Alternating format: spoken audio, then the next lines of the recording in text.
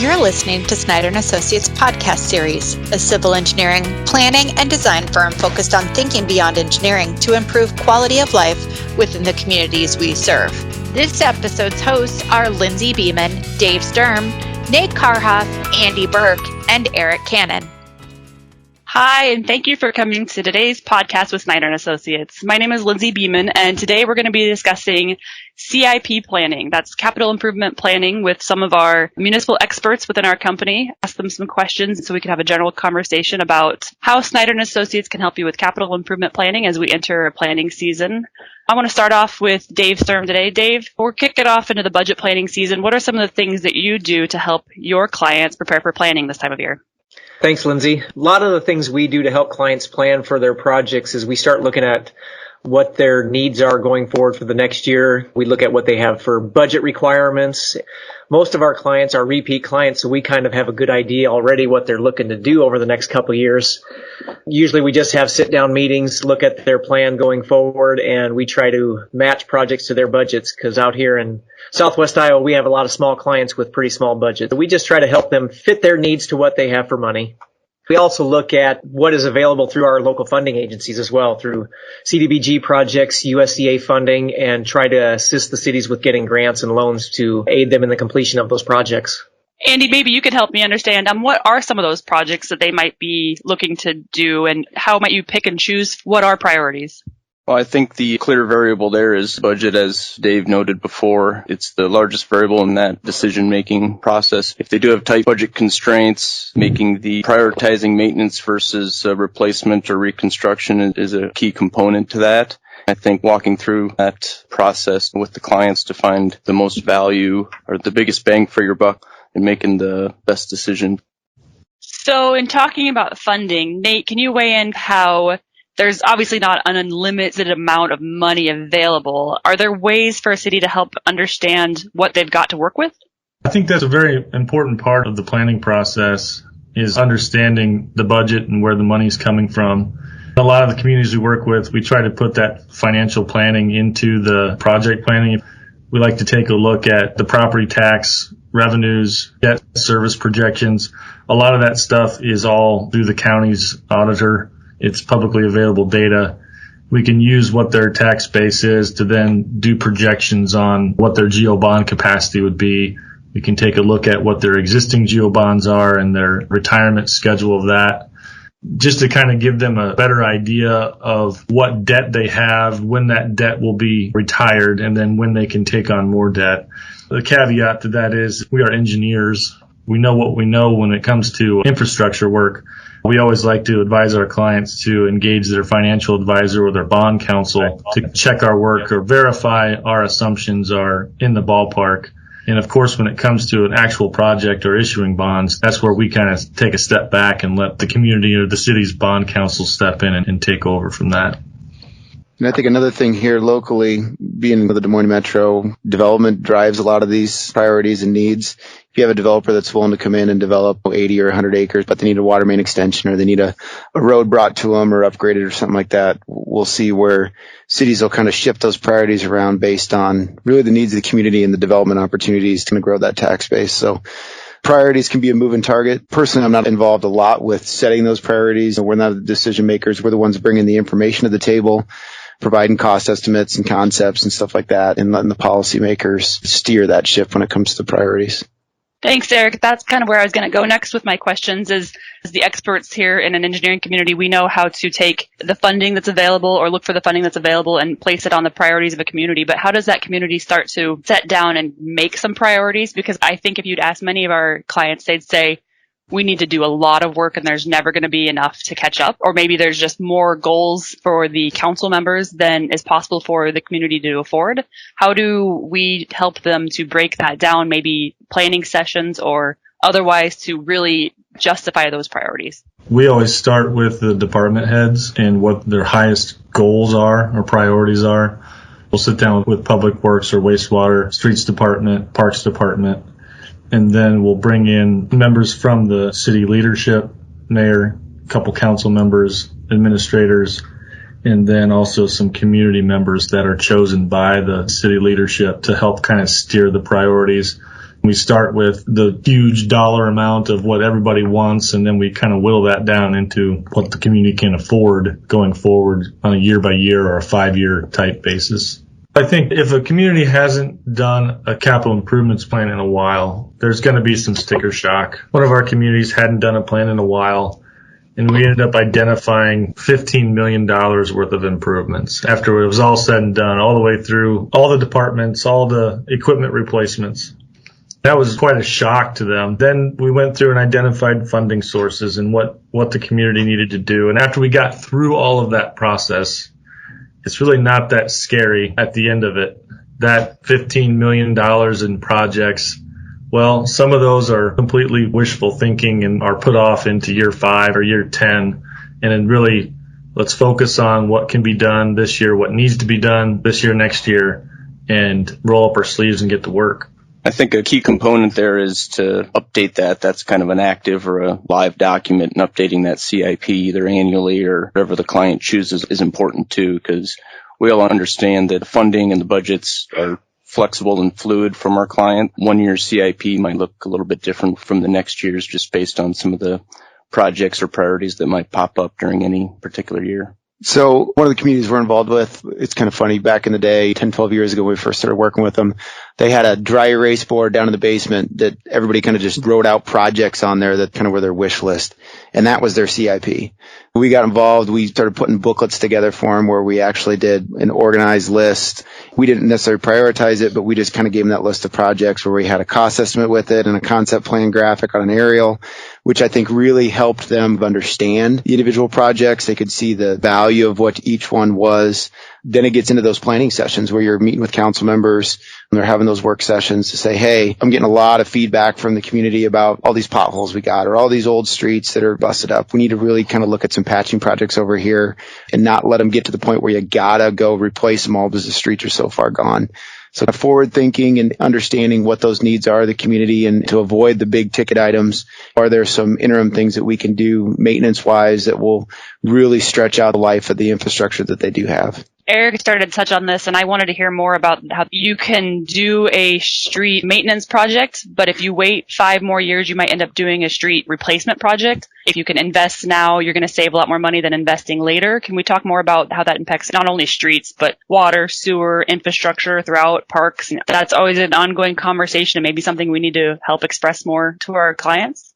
Yeah, that's something I can address a little bit. Most of our clients don't really see a value in that type of rehab and maintenance work, even though we know there is a lot of value to that. They say, why should I put money into this street that's not too bad when I've got these other streets that are completely junk and in need of replacement?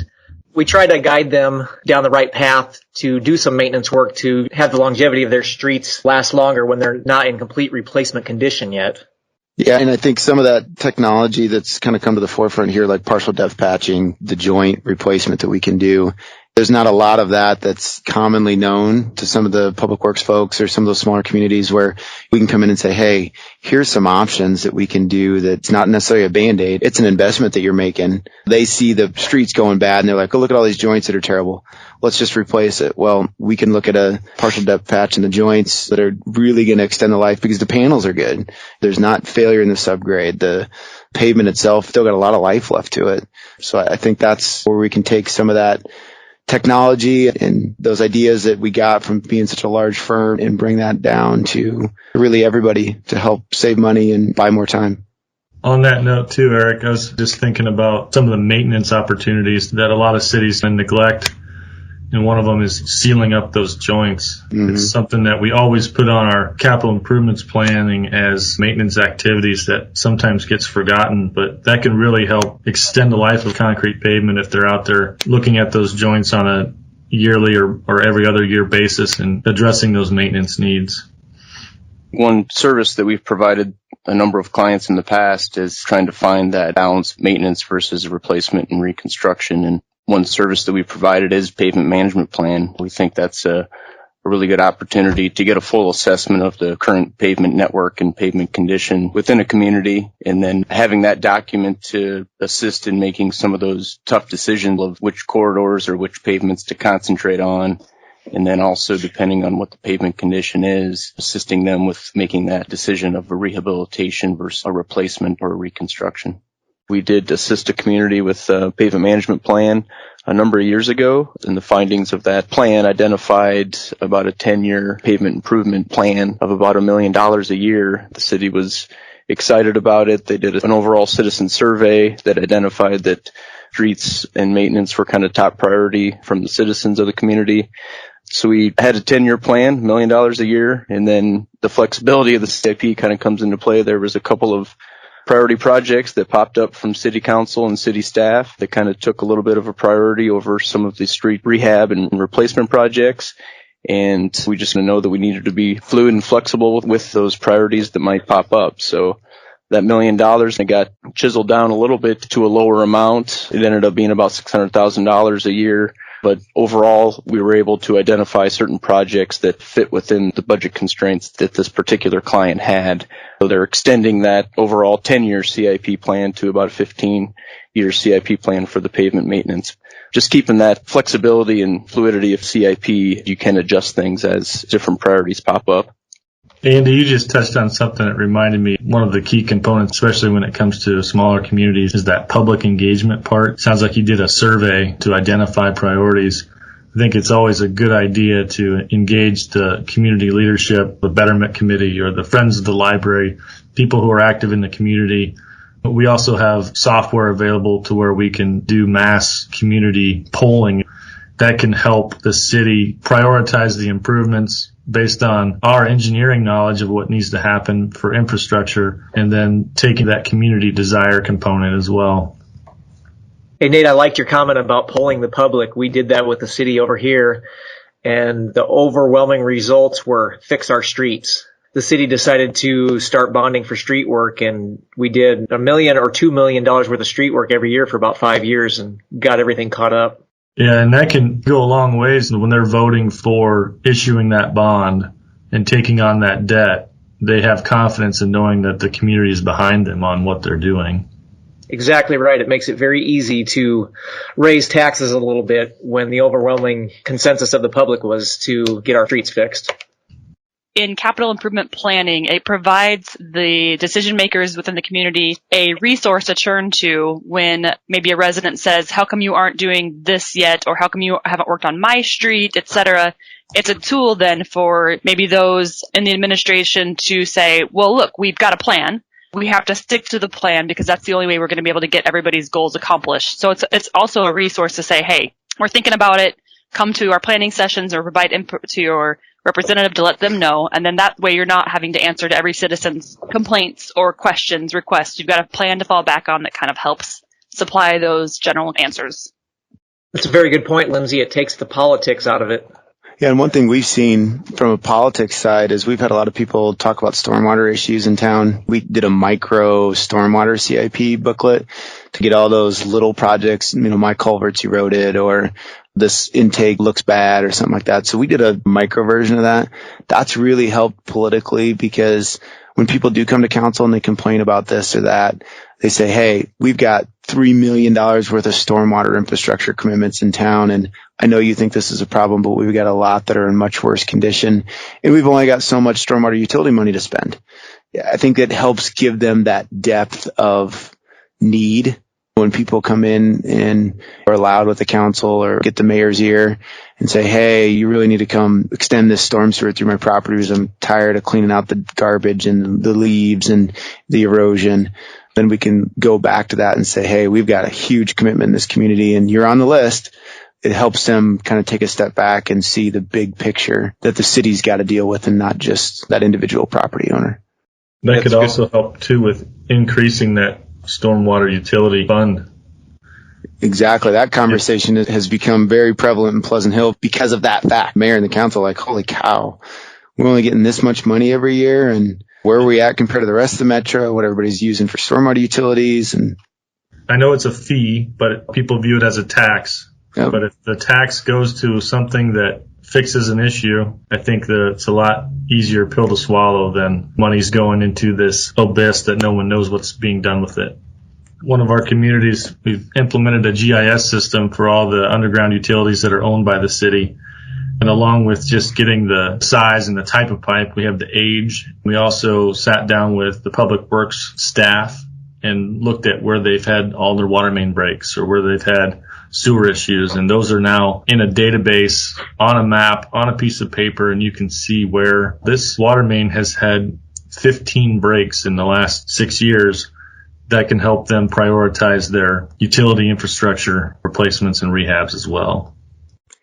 Speaking of utilities, a couple of projects we've had that have been successful over the last couple of years that I didn't know a whole lot about was sewer lining.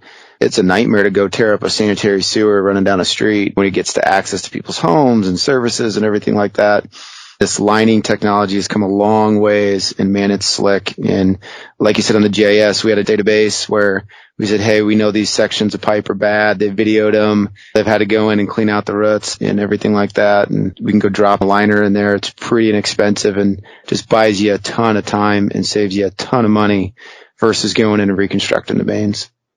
If I could add to that, working on I&I ahead of a potential wastewater treatment plant project is also an enormous amount of savings. Those treatment plant projects, when they come about, they don't have much time for you to figure that out and address that at the time. So if you can stay upon that as you're going forward, then you're going to probably save yourself money in the long run.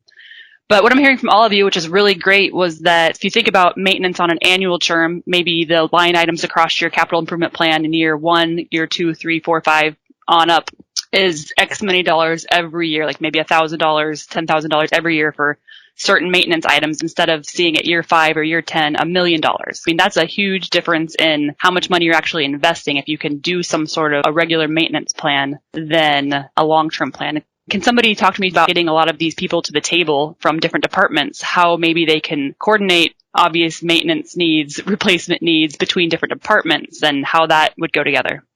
Lindsay, a lot of our clients are smaller communities where there isn't a whole lot of people involved. So you got the public works director and a street superintendent, maybe the police chief and city administrator. So it's only a handful of folks that you need to bring to the table. Sometimes it's just a matter of setting the meeting and forcing them to be there. During these times, it's video conference or Zoom meeting or whatever, but still just getting the conversation started. To Nate's point, especially in some of these small towns, all those hats fall on one person. So the communication's not as challenging. I've seen it where you get into bigger communities where it gets more difficult because you'd have a utilities director, you have a street superintendent, you have a wastewater treatment supervisor, you have the planning director, and everybody's priorities are different. I think that's where it gets challenging, is getting all those people to the table, bringing all those voices. But I think, like you said, the maintenance component of it is critical. If they're forward thinking enough to budget in $200,000 a year for patching and $100,000 a year for joint sealing, that's just going to buy you a lot of time. Where I know it's the fire department wants a new fire truck or the police wants to hire a couple new staff members. Those are all part of the budget. So it all got to be taken into consideration when it comes to how these communities are prioritizing things. But with the infrastructure that we represent, those get into really big price tags really quick if you neglect the planning process of anticipating those things and building maintenance into it. Yeah, I would say don't downplay the communication, because even though you're talking about how maybe there's not a lot of voices, sometimes they just need that assistance to have that conversation. And I think a lot of times the public works staff needs our backing to help them have that technical expertise to guide that conversation, to really cement it with their decision makers. Am I right, Andy? 100%. Yep. And engaging all the department heads is important. And we obviously assist a lot of the communities and clients with that. I know we've talked about it before, but getting those concept level drawings together for clients and concept level cost estimates is important in establishing that CIP for our clients and making sure that everybody's together on that decision making process. Yeah, you're right, Andy. And it also comes in with helping them find the funding for it again, whether it's through CDBG or USDA or whatever we can do to help the cities get the projects complete.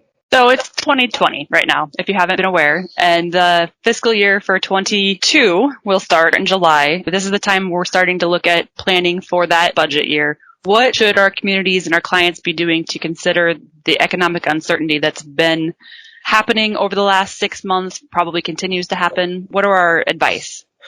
Your guess is as good as mine, Lindsay. It's exactly like you said, it's economic uncertainty. And what I've seen happening with some of our clients is they haven't been planning anything for next year. They've been sitting tight, waiting to see. And we don't like to see that, but the results that have been coming out so far doesn't seem like it's been hurting that bad over here in Western Iowa. So they're actually starting to move forward a little bit with more projects, and we just need to keep helping them move forward. Yeah, I think the funding is a concern, obviously. A lot of the city revenues are tied to taxes and stuff like that. And are they going to see the growth? Are they going to see the additional infrastructure? Are they going to see the commitments by the development community to keep their communities growing? And what we've seen here is that it has stayed pretty strong. That revenue stream is still going to be there for the cities. A lot of communities around here use TIF. So they need to see that growth to be able to make sure that those funding mechanisms are in place. That's probably the biggest wild card here is the economy going to keep pushing forward? Everything we've seen has been positive, that development's still strong and that growth is still there.